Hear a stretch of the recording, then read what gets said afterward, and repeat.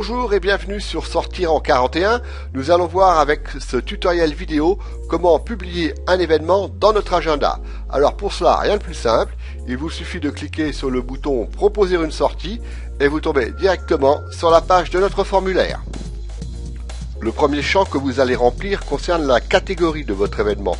Pour cela, c'est très simple, il faut choisir avec le menu déroulant la catégorie qui correspond au mieux à votre événement. Passons maintenant au champ suivant, il s'agit du titre que vous allez donner à votre événement. Le titre avec la photo fait partie des deux éléments qui seront vus en premier par les internautes. On voit ici la photo et le titre, donc c'est un élément très important. Alors concernant votre titre, choisissez-le accrocheur, pas trop long, et puis respectez bien la bonne utilisation des majuscules. Passons maintenant au champ concernant la date et les horaires de votre événement. C'est un champ important puisque c'est à travers ces informations que vous donnez rendez-vous à nos internautes. Première possibilité, votre événement se déroule sur une journée avec un horaire de début et un horaire de fin. Vous sélectionnez la date de début de l'événement avec les petites flèches ici, vous pouvez faire défiler le mois concerné. Vous sélectionnez ensuite l'horaire de début, la date de fin sera donc la même que la date du début. Et ensuite sélectionnez l'horaire de fin. Si vous n'avez pas d'heure précise pour la fin de votre événement, par exemple pour un concert qui commencerait à 21 h, mais vous ne savez pas vraiment quelle est l'heure de fin, alors il s'agit de cliquer sur toute la journée et d'indiquer par la suite dans la description l'horaire de début de votre événement. Autre possibilité, si votre événement se déroule sur plusieurs jours consécutifs et aux mêmes horaires, vous aurez juste à indiquer la date de début de l'événement, la date de fin, ici ce serait le 26, puis l'horaire de début et l'horaire de fin de chacune des journées de cet événement.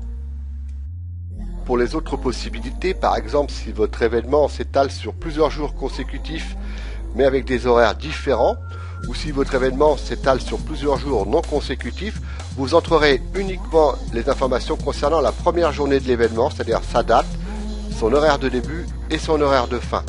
Et dans la description, vous préciserez les dates et horaires des autres jours de l'événement. Bien, venons-en maintenant au champ description. Alors, que mettre dans la description de mon événement? Eh bien, je dirais tout. N'hésitez pas.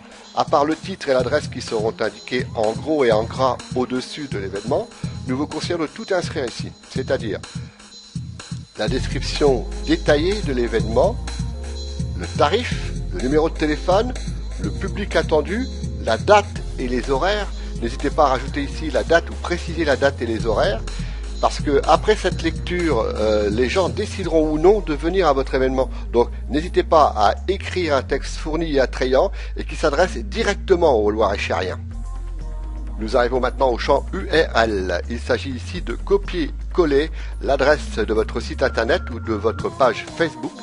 Alors ce champ est très pratique puisqu'il permettra aux internautes de basculer directement sur votre site ou votre page Facebook et ainsi de mieux vous connaître ou d'avoir des informations complémentaires sur votre événement de votre sortie. Voyons maintenant comment ajouter une photo à votre événement. Il s'agit de cliquer sur le bouton Parcourir qui ouvre votre bibliothèque d'images. Vous sélectionnez l'image choisie puis sur Ouvrir. Cette image vient s'ajouter ici dans ce champ. Et elle se téléchargera automatiquement quand vous aurez fini de remplir le formulaire et que vous cliquerez sur le bouton Soumettre cet événement. Pour ce qui concerne les champs réservés à l'adresse de l'événement, il s'agit ici d'entrer bien sûr l'adresse de l'événement et non l'adresse de l'organisateur. Entrez-la avec précision puisque notre site Sortir en 41 utilise le système Google Maps qui permet de guider nos lecteurs, nos internautes, grâce à leur smartphone directement à votre événement. Voilà, il ne nous reste plus qu'à entrer les deux champs concernant votre contact. Alors pour la partie email, même si vous choisissez de ne pas afficher votre adresse mail dans la description, nous vous demandons de remplir ce champ au cas où nous aurions besoin de vous contacter, par exemple si un des champs n'était pas correctement rempli. Pour le champ téléphone, ce champ n'est pas obligatoire, mais il est vivement conseillé puisque grâce à ce numéro, nos lecteurs, nos internautes pourront vous joindre et avoir des renseignements supplémentaires sur la sortie. Bien voilà, après avoir rempli tous ces champs, il ne vous reste plus qu'à cliquer sur le bouton Soumettre cet événement. Si votre formulaire a été correctement rempli, voilà la page qui devra s'afficher après avoir cliqué sur le bouton Soumettre l'événement, vous indiquant que vos informations ont bien été envoyées et qu'elles seront mises en ligne après vérification par l'administrateur. Ce message de validation permet de vérifier que l'adresse email que vous nous avez indiquée est bien valable. Alors si vous n'arriviez pas sur cette page, il est possible que l'adresse que vous nous avez fournie lors du dépôt de l'annonce soit erronée. Alors si vous n'avez pas trace de votre annonce, nous vous invitons à la rediffuser ou à nous écrire à marion@sortiren41.fr. Voilà, et enfin vous recevrez dans les 24 heures suivantes un email qui vous confirmera la mise en ligne de votre événement sur notre site avec un lien amenant directement sur l'article de votre événement. Sauf pour les entrées du week-end qui, elles, seront mises en ligne le lundi. Alors il arrive de temps en temps que certains services de messagerie considèrent le message de confirmation comme un email non sollicité, auquel cas vous le trouverez dans votre dossier courrier indésirable. Après avoir été validé et publié, votre événement restera en ligne durant 6 mois. Alors n'hésitez pas à entrer un événement qui aura lieu dans plusieurs semaines si vous êtes sûr que les informations ne changeront pas.